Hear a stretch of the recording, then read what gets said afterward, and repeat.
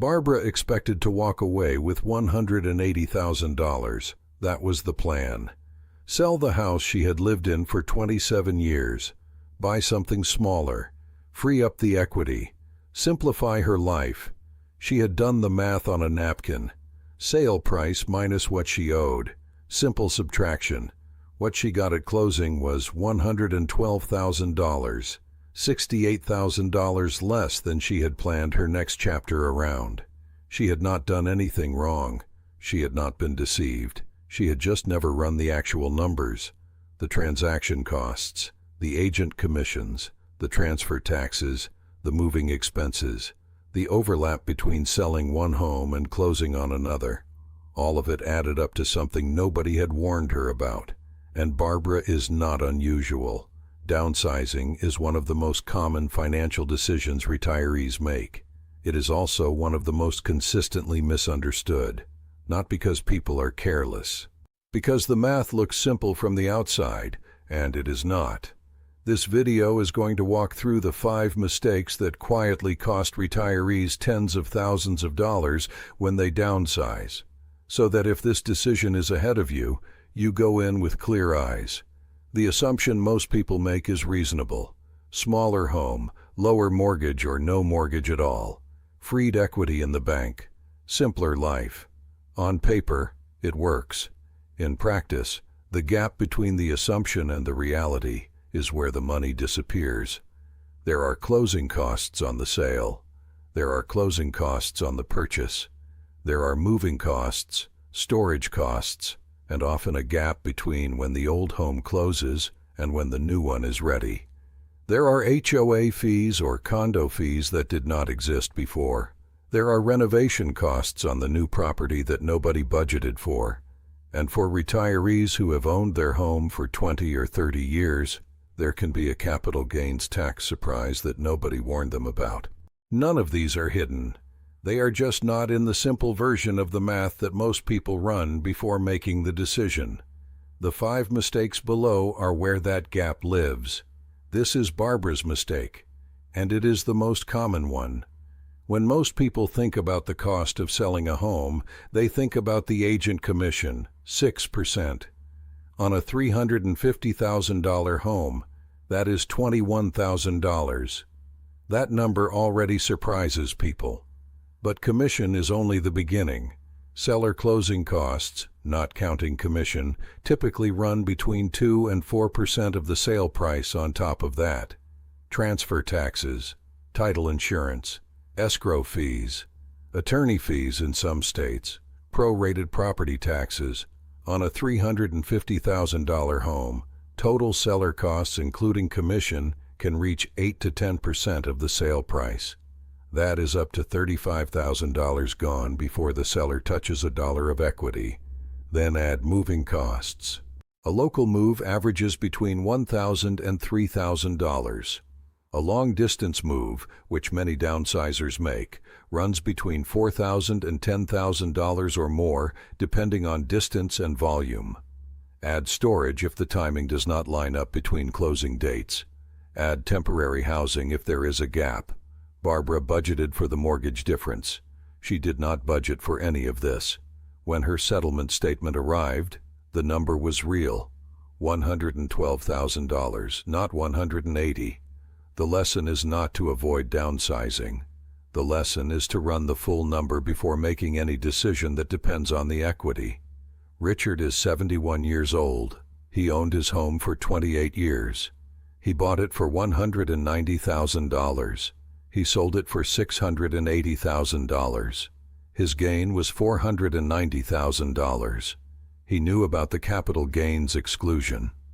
The IRS allows married couples to exclude up to $500,000 in gains from the sale of a primary residence, as long as they have lived there for at least 2 of the last 5 years. He qualified.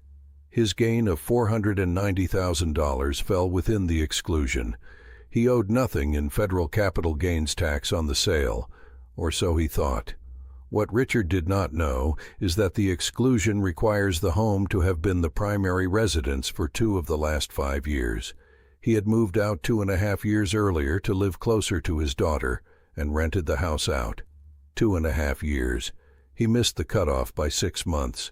Because he had rented the property, a portion of his gain was no longer eligible for the exclusion. He owed capital gains tax on $140,000. At the 15% federal rate, that was $21,000 in tax he had not planned for. And that is not where the story ends. That $140,000 gain also counted as income in the year of the sale, which pushed his total income high enough to trigger the Medicare IRMA surcharge the following year. Because of the 2-year look-back rule Medicare uses, the income from that home sale set his Medicare premium for the next 2 years. His monthly Part B premium was not the standard $202. It jumped to the second IRMA tier. Richard had sold a home. He had done it legally and carefully. He had not understood that one timing decision, moving out 2.5 years before the sale instead of 2, would cost him tens of thousands of dollars in tax and Medicare surcharges. The capital gains exclusion is real and it is valuable, but it has conditions. And those conditions matter more when you have owned a home for 20 or 30 years and the gains are significant. Jim and Carol are both 68. They sold their paid-off house and moved into a 55-plus condo community. No mortgage. That part worked exactly as planned. What they did not model was what came with the condo. The HOA fee was $540 a month. That is $6,480 a year in new recurring costs that had never existed before. In their first year, the building also levied a special assessment, $12,000 per unit for a roof replacement that had been deferred for years. $12,000 in their first year.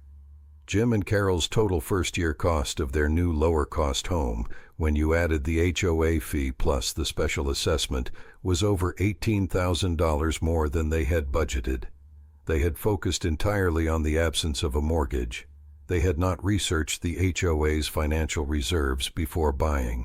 A well-funded HOA has enough in reserves to cover major repairs without levying special assessments. An underfunded one passes those costs directly to the owners, often with very little warning. The HOA documents that reveal this are called reserve study reports. Most buyers never ask for them.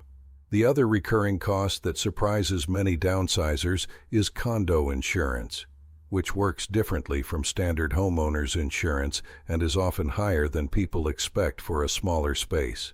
Smaller home, lower mortgage, higher total monthly cost. It happens more often than people realize. There are 2 ways to time a downsizing move wrong. The first is moving during a seller's market.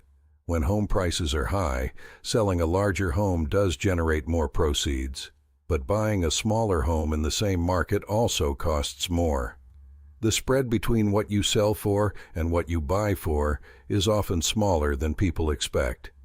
In a balanced or buyer's market, the math of downsizing frequently works better than it does at the peak of a seller's market.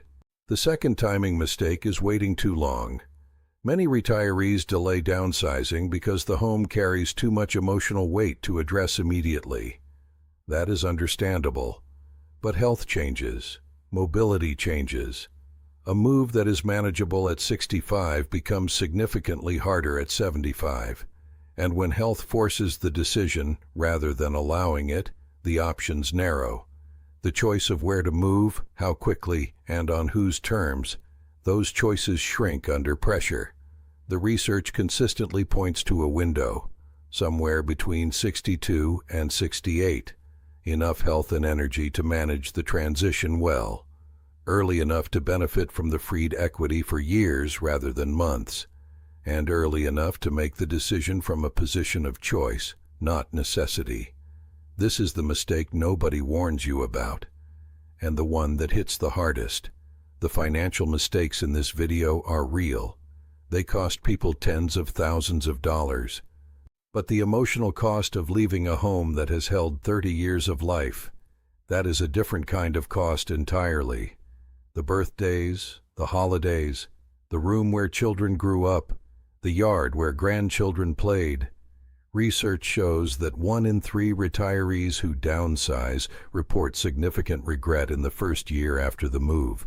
Not regret about the logic of the decision, regret about the timing, about how fast it happened, about not taking enough time to grieve what was being left behind before signing the paperwork.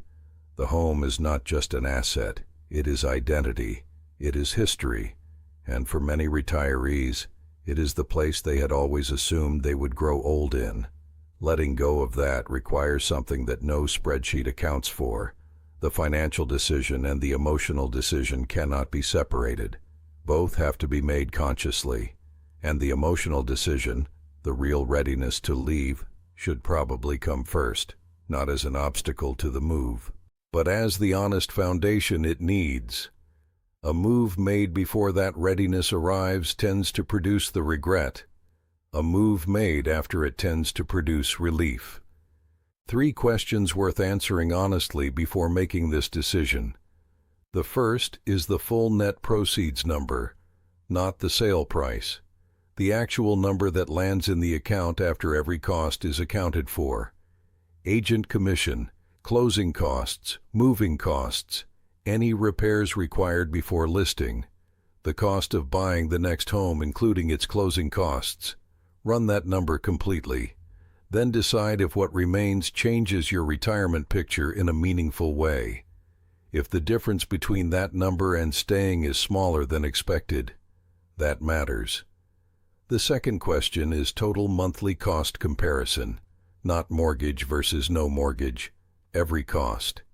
HOA fees, condo fees, new insurance, property taxes on the new property, maintenance costs. What is the real monthly number in the new home compared to the real monthly number in the current one? That comparison is where surprises live. The third question is readiness, not financial readiness, emotional readiness. Is this a decision being made from a place of genuine choice or from external pressure?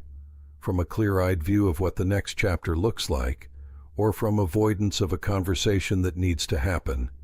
The people who downsize well tend to answer all 3 questions clearly before they sign anything. The people who downsize and regret it tend to answer only the first one. Barbara eventually did downsize, 2 years after that first attempt.